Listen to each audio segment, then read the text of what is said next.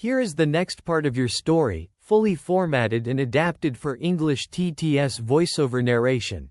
For 2 weeks, a dying man told the truth, and his chart called him a liar. Only one nurse on the floor believed the man. Everyone at Maple Ridge Regional thought Claire Bennett was too careful for her own good, the kind of woman who recounted a medication drawer twice. Just to be sure, what none of them knew was that she'd spent 8 years reading the difference between an accident and something else on the side of a mountain. And that instinct never really leaves you. Stick around. If quiet people with buried pasts are your thing, hit like, subscribe, and drop a comment telling us where you're tuning in from. Now, from the top, like you don't know any of this yet. Maple Ridge Regional Medical Center sat at the edge of a small mountain town, small enough that everyone's kids had gone to school together. Claire Bennett had worked the palliative care unit for 8 months, and in that time, she'd earned a reputation for being competent, quiet, and slightly excessive about details nobody else bothered with. She double-checked medication counts, read discharge notes twice, never left a room without glancing at the ceiling and the exit, an old habit that belonged to a life she didn't talk about. She was 36, dark blonde hair cut short and practical. A long, pale scar ran along the inside of her left forearm. And she kept her sleeves down over it in every season, even in August. Her hands were steady enough to make older nurses raise an eyebrow, and she never once explained why. Part of that steadiness came from years spent documenting scenes for the county coroner. Whenever a wilderness death didn't add up, reading needle marks, tox reports, timelines that didn't match what the family wanted them to say. She'd left the search and rescue team 8 years ago, after a climber named Iris Halloway slipped on a ridge in weather that shouldn't have let anyone up there in the first place. Claire reached her 40 minutes too late, close enough to see that 40 minutes had been the exact difference between a rescue and a recovery. She still remembered the specific sound the radio had made when the coordinator called the time of death over the channel, not a beep or a crackle. Just a voice going flat. In a way, voices only go once. Sam Ortiz had been on the other end of that channel. The only other person on the mountain that day who understood exactly what 40 minutes meant. And he'd never once, in all the years since, asked her why she left. She didn't quit the next day, or even the next month. But she noticed, over the following winter, that she'd started flinching at radio static. And a person who flinches at radio static has no business being the one other people call when the radio starts screaming. Nursing had felt, at the time, like a smaller mountain. She hadn't expected it to still have edges. Patients loved her. She never rushed the ones who were dying, which on a palliative floor was most of them. She learned the names of their grandchildren and asked about them by name a week later. She kept a folding chair in her car, the flimsy kind parents hauled to soccer games, for the nights a family needed someone to sit with them past visiting hours, and there weren't enough chairs in the room. Nobody had asked her to buy it. Nobody knew she had. At the end of the longest shifts, alone in the stairwell where nobody could see her do it, she sat down on the bottom step for a full minute before she trusted her legs to drive her home. The unit's real center of gravity was Diane Kessler, 61 years old, head nurse for 22 years. A woman the hospital newsletter had profiled twice, and the community foundation was about to honor with a Nurse of the Decade dinner, 11 months out. She called herself, without much irony, the conscience of the ward. Nobody questioned Diane Kessler. That was the whole point of 22 years. Of the seminar she taught every year on end-of-life pain management. Of half the nurses on staff, including 2 of Claire's own preceptors, having trained directly under her. The mayor's office had already drafted the proclamation for the dinner. Diane kept a framed copy of the invitation on her desk, angled so that anyone standing at the counter could read it, without meaning to. The Monday before all of it started, Claire watched a family in the hallway outside room 210 thank Diane through tears, the son gripping both her hands, like she'd personally bought his mother more time than the disease intended to give her. "We don't know what we would have done without you," he said, and Diane accepted it the way she accepted all of it, warmly, modestly. A woman who'd clearly heard those words 1,000 times, and never once let them go to her head in any way anyone could see. Claire stood a few feet away with a stack of linens and said nothing, because there was nothing to say. It was, as far as she could tell that day, a completely true thing for that family to feel. On a Tuesday morning, Claire recounted the narcotics drawer for room 214, and came up one vial short of what the log claimed had been administered. "It's probably a documentation lag," Diane said, not looking up from the chart card. "You'll learn to stop chasing every decimal, Bennett. This isn't an audit. It's a hospice floor. The count's off by 1 dose," Claire said. 2 days running. Diane finally looked at her, the way she'd look at a slow, but well-meaning intern. "Do you know how many nurses have watched turn into paperwork zealots? Because they couldn't sit with a dying patient without something to obsess over? Recount it tonight. I promise you it'll match." It didn't match that night, either. Claire wrote it down anyway. Dry and factual. The same handwriting she used for everything, and said nothing more about it out loud. Down the hall in room 208, Earl Whitmore was dying slowly of a lung disease that had taken most of what made him a person, and left behind a stubborn, watchful mind. He'd spent 30 years as a park ranger before that, most of it doing backcountry search and rescue, in terrain that killed careless people every season. Visitors were rare, a niece on weekends, nobody else, and the staff had quietly stopped expecting more from him than a grunt and a nod. He didn't talk much. He watched. He'd spent 3 decades reading terrain for the smallest sign that something was wrong, before it became fatal, and dying hadn't switched that habit off. It had just narrowed his territory down to 1 hospital room. Claire came in to check his oxygen line, and Earl's eyes tracked her hands the whole time, not the eye verses. Her hands. The way they moved. "You've been up high," he said. It wasn't a question. Claire's fingers didn't pause on the tubing. "Excuse me? The way you check a room. Ceiling first, then the door, then the person. I did search and rescue for 3 decades. I know what a person looks like after they've had to read a mountainside for bodies." He nodded at the sleeve covering her scar. "Rope burn does that. Self-arrest that went wrong, maybe." Claire finished the line and didn't answer right away. "That was a long time ago," she said finally. "Sure," Earl said, and closed his eyes like the conversation was already forgotten. It wasn't. Nobody else on the floor had ever come close to seeing what Earl had just seen in 30 seconds, and neither of them mentioned it again, not that week. By Wednesday, the recount discrepancy had happened 4 more times. Always in Diane's patients. Always by exactly 1 dose. Claire brought it up at that morning's staff huddle. The actual numbers written out. The one meeting where the entire day shift stood shoulder to shoulder in the break room before rounds. "I'd like the pharmacy to run an independent audit on the 200 hallway," Claire said. "Just to rule it out." Diane set her coffee down slowly. The way a person sets something down when they'd rather throw it. "An audit implies someone thinks there's theft happening on my unit. Do you think there's theft happening on my unit, Bennett?" The room went very still.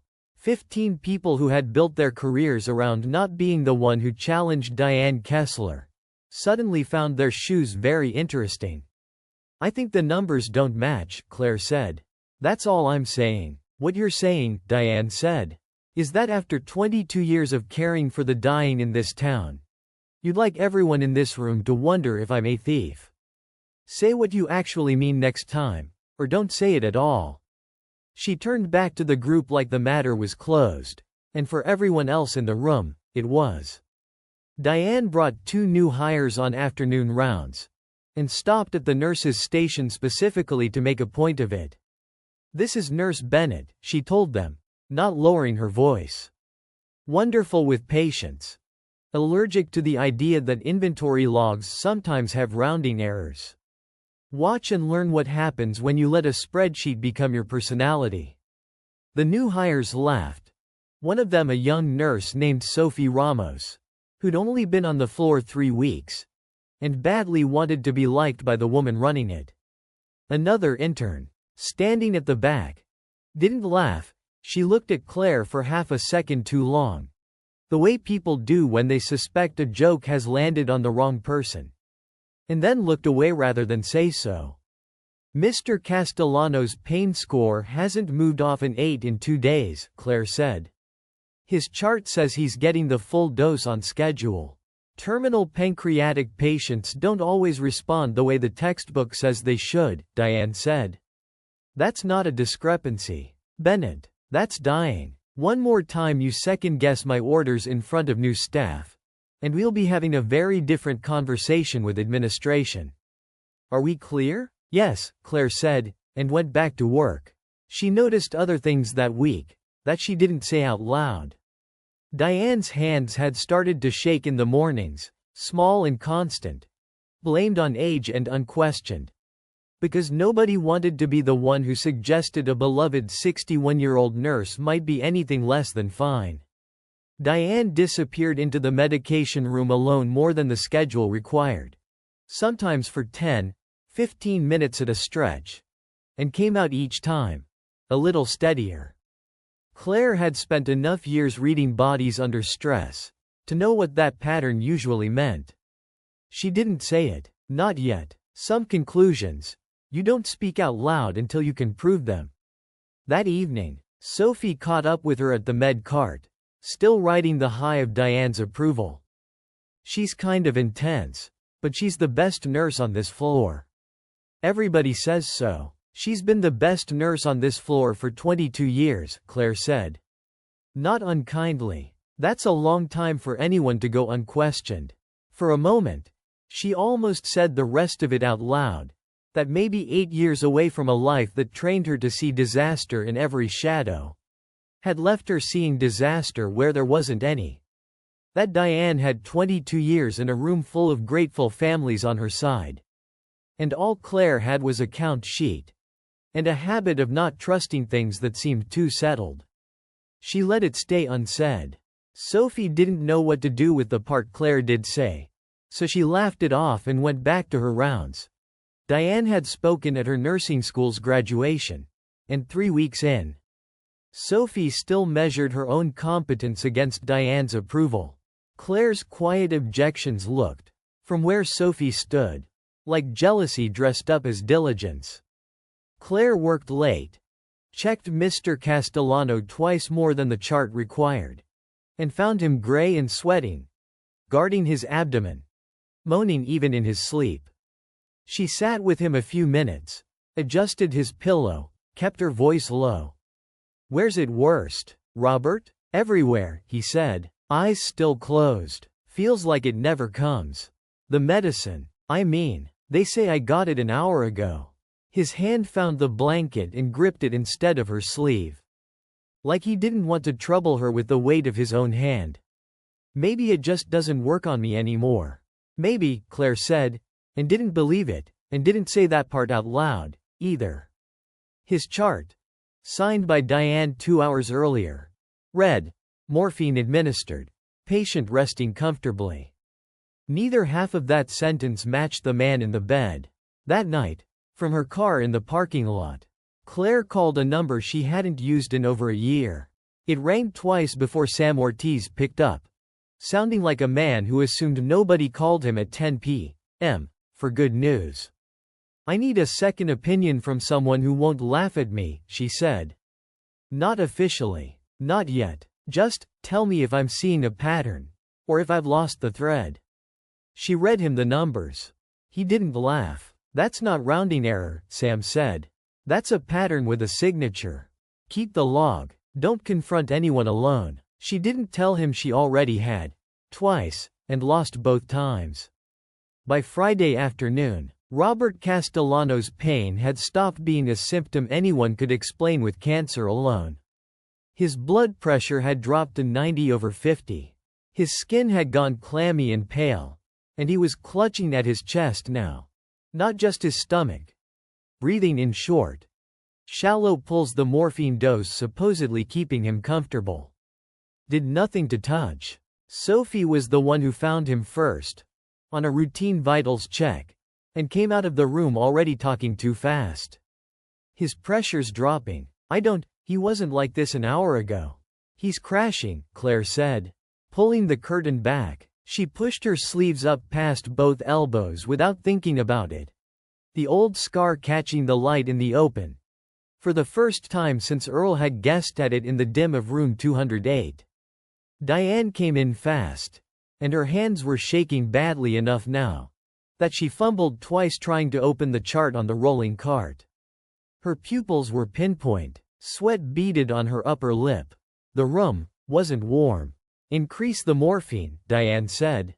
He's just breaking through the dose. His pressure's 90/50 and dropping. That's not breakthrough pain. That's a cardiac event, Claire said. You cannot push more opioid into a patient who's hemodynamically unstable. I've been doing this for 22 years. Bennett. And in 22 years, you charted a dose for this man that he never actually got, Claire said. It came out flat, not an accusation so much as a fact she'd finally decided to say out loud. His pain never responded, because there was never enough medication in him to respond to. What's actually been happening to that morphine? Diane? The floor went quiet. In the way a room goes quiet right before something breaks. A resident froze in the doorway. Sophie, restocking supplies at the station, stopped moving entirely. Down the hall, a family visiting the man in 212 stood in their doorway, drawn out by the commotion. And the son who'd thanked Diane through tears not 4 days earlier, now watched her with an expression that hadn't caught up yet to what he was hearing. Diane's mouth opened. Nothing useful came out of it. For 22 years, she had been the one who answered every question in this hallway. And the silence sat on her badly, like a coat that no longer fit. I don't have to explain myself to you, she finally managed. But even she seemed to hear how thin it sounded, against a monitor screaming behind her. Claire didn't wait for an answer. She'd spent 8 years learning that arguing with a scene gets people killed. You read it, and you ACT. Get me at 12 lead and cardiology. Now. And somebody page the pharmacy supervisor to meet me in the medication room in 5 minutes. Nobody argued, not even Diane, who stood frozen at the foot of the bed with her trembling hands pressed against her own sides, watching a version of herself unravel, in front of a hallway full of people who'd trusted her for 2 decades. The 12 lead came back showing ischemic changes, a heart attack building quietly, under the cover of pain nobody had ever actually treated. Claire called it before cardiology even arrived, working from vitals and a face she'd learned to read. The way she once read exposure and altitude, on strangers halfway down a ridgeline. Oxygen, aspirin, IV access. A rapid page to the cath lab. For 1 second, watching the monitor stutter between rhythms, her hands weren't steady at all. She pressed them flat against the rail of the bed, until they were. Sinus rhythms unstable, the monitor tech called out. He's not tolerating it. Then we don't wait for cardiology to walk down here, Claire said. Move him now. Robert Castellano's blood pressure held. Barely, long enough for the team that mattered to take over. Cardiology arrived at a run. A resident named Patel already reading the strip off Claire's shoulder before he'd fully crossed the room. Who called this? I did, Claire said. ST changes in 2, 3, and AVF. I've watched his pain score sit at an 8 for 2 days straight, and once I pulled his chart back further, it's been unrelieved far longer than that, on a record that says otherwise the whole time. I think that's what's been masking this. Patel looked at her for exactly as long as it took to decide she was worth listening to, then turned to his own team. Cath lab. Now, let's move. Nobody argued about who had made the call. There wasn't time, and by the time there was, it had already been proven right. As they wheeled him out, Robert's eyes found Claire's for a half second, and he managed something that wasn't quite words. Just breath shaped like gratitude. She squeezed his hand once, and let go before the team needed the space. Claire left him in careful hands, and walked straight to the medication room. The narcotics safe was where it always was. The count sheet, when she pulled it, told the same lie it had been telling for 2 weeks. She'd already built the shape of it in her head on the walk over. A nurse skimming vials. Pocketing the difference. Selling it or using it herself. Theft. Ugly. But at least it made sense. At least it was a story with an ending she understood. She opened the Sharps disposal bin next to the sink to confirm it, and found 3 used vials. Morphine labels intact. The tamper seals broken in a way that didn't match a normal draw. She held one up to the light, already rehearsing the sentence she'd say to risk management. Then, she actually looked at what was inside it. The residue wasn't the faint amber of morphine. It was clear. Saline. Sam Ortiz walked onto the unit 20 minutes later, still in his state search and rescue jacket. Having driven straight over the second Claire called him back and said 3 words. It's happening now. He found Claire in the hallway outside the medication room, still holding the vial up against the light, like the answer might change if she looked long enough. They'd worked 4 rescues together over the years, back when Claire still carried a pack instead of a med cart. He just showed up when she called. The way people do when they've hauled a stretcher through the same storm as you. Talk to me, he said. Saline. 3 vials. Morphine labels. Tamper seals broken wrong. She handed it to him without letting go of it right away. I needed someone who'd believe the vial, before they believed her reputation. Hospital administration had already gathered at the nurses' station by then. Alerted the moment cardiology called a near miss on a chart with falsified medication records. A tall woman from risk management was asking Claire, not gently, what gave her the authority to accuse the head of the unit of drug diversion. She doesn't need authority, Sam said, stepping in before Claire had to answer for herself. I've worked with Claire Bennett for 6 seasons. She spent years documenting scene evidence for the county coroner on wilderness deaths that didn't add up, reading needle marks, med vials, timelines that didn't match what people wanted them to say. If she says the numbers don't match the patient, the numbers don't match the patient. I'd start believing her, about 4 minutes ago. Risk management didn't argue further. Diane, who had been standing against the wall since the code ended, hadn't tried to leave. She looked, for the first time anyone on that floor had ever seen, smaller than the room around her. Security didn't have to do anything dramatic. Diane walked to the office with the unit director on her own. Without a word, her badge already coming off her scrubs before anyone asked for it. Sam stayed until the hallway emptied out, leaning against the wall beside Claire, while the adrenaline drained out of both of them at roughly the same rate it always had. After a call went right at the last possible second. 4 rescues, he said. I never once asked you why you left the team. Figured you'd tell me if you wanted to. He nodded toward the medication room. This the reason? Part of it, Claire said. The rest doesn't fit in a hallway conversation. Didn't ask for the rest, Sam said, and that, more than anything anyone had said to her all week, was what finally let her shoulders drop. Robert Castellano survived the heart attack, and, once his real pain was finally being treated, slept through a full night for the first time in weeks.